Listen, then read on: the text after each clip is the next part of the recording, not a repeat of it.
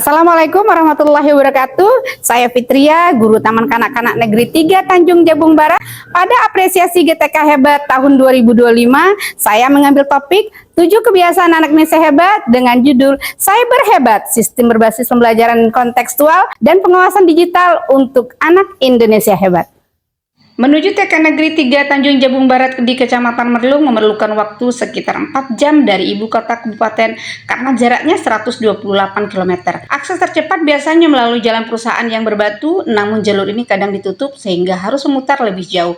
Sejak 2019 tersedia transportasi umum dengan 1 kali perjalanan setiap hari. Saya mulai mengabdi di sekolah ini pada Januari 2011, tidak ada fasilitas listrik dan air bersih. Keadaan sekolah pun masih sangat sederhana, bahkan sering disangka bagian dari puskesmas.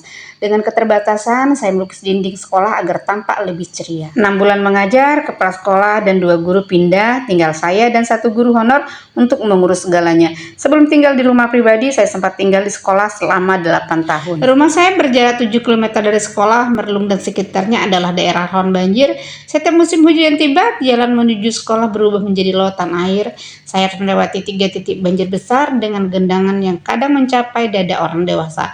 Tak jarang saya menumpang truk yang melintas atau menggunakan rakit bambu. Pernah pula saya terpaksa jalan menerobos arus deras agar bisa sampai di sekolah untuk memastikan barang-barang dan dokumen penting di sekolah tetap aman dari terjangan air. Banjir 2016 membuat pondasi sekolah turun dan lantai amblas dan tidak bisa dipakai selama 4 bulan. Dan selama itu pula anak harus belajar di pendopo tanpa dinding hingga sekolah selesai direhab. Tantangan lain yang saya hadapi sebagai guru sekaligus pelaksana tugas kepala sekolah adalah bagaimana memastikan kegiatan belajar di sekolah tetap berjalan aman dan nyaman di tengah keterbatasan fasilitas. Dengan jumlah siswa yang 130 hanya memiliki 4 ruang kelas, saya harus mencari solusi agar proses belajar tetap terlaksana dengan baik.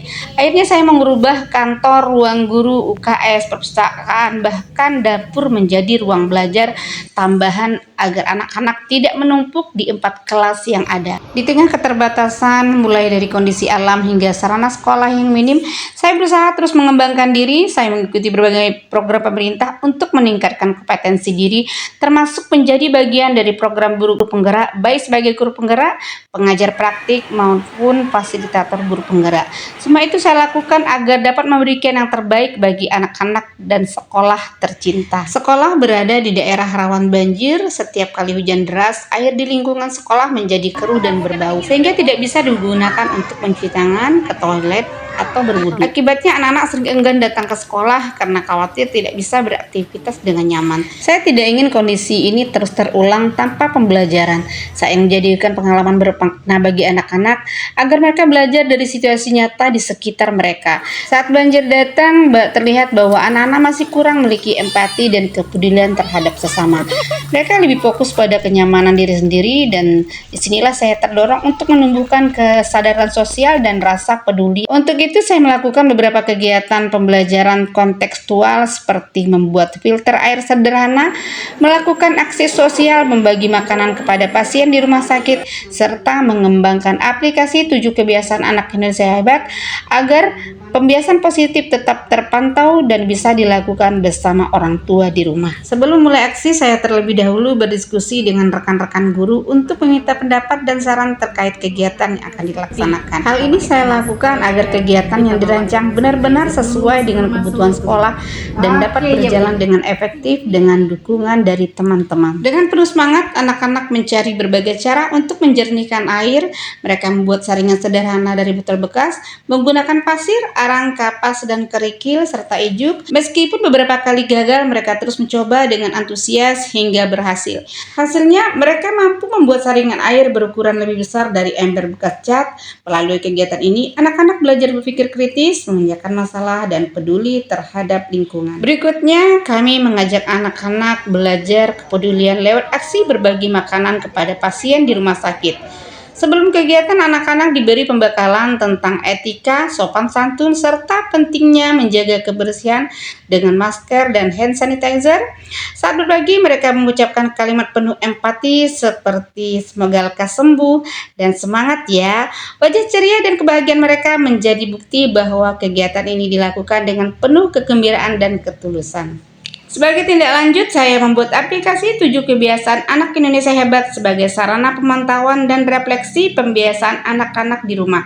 Aplikasi ini membuat 7 kebiasaan positif, mulai dari bangun pagi, beribadah, berolahraga, makan sehat bergizi, gemar belajar, bermasyarakat, hingga tidur tepat waktu. Hasil kegiatan untuk kegiatan pembuatan filter air. Setelah kegiatan ini, anak-anak menunjukkan peningkatan pada kebiasaan gemar belajar. Mereka lebih antusias, berani bertanya, dan senang mencoba hal baru. Melalui pengalaman langsung, anak belajar berpikir kritis, kreatif, dan pantang menyerah. Kegagalan yang dialami justru menumbuhkan semangat kerjasama, rasa bangga, serta kepercayaan diri terhadap hasil karya sendiri. Kemudian kegiatan kepedulian sosial di rumah sakit. Kegiatan ini menumbuhkan empati dan kepedulian anak terhadap sesama. Mereka menjadi lebih sopan, berani menunjukkan perhatian, serta memahami makna membantu dan berbagi. Sikap gotong royong dan gemar berbuat baik mulai tampak dalam keseharian mereka di sekolah. Kegiatan ini memperkuat kebiasaan bermasyarakat dan menanamkan kesadaran bahwa kebaikan sekecil apapun membawa kebahagiaan bagi orang lain.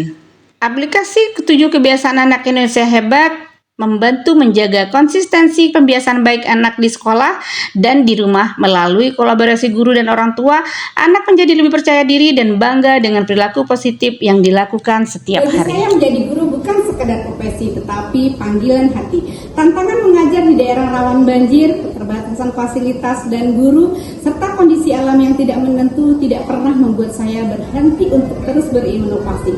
Sebaliknya, saya menjadi semangat untuk terus berjuang, memberi pendidikan terbaik untuk anak-anak. Saya percaya anak-anak yang hebat tidak hanya yang cerdas di kepala, tetapi juga yang bersih di hati. Mereka yang mampu mencintai lingkungan, peduli dengan sesama, dan berani mencoba hal baru. Itulah wujud nyata dari 7 kebiasaan anak Indonesia hebat yang saya perjuangkan di TK Negeri 3 Tanjung Jabung Barat.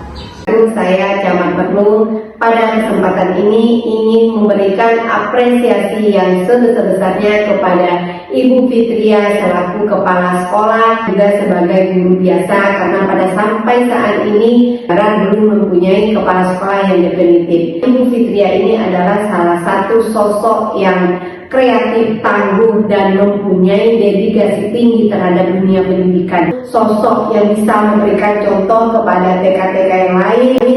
Assalamualaikum warahmatullahi wabarakatuh.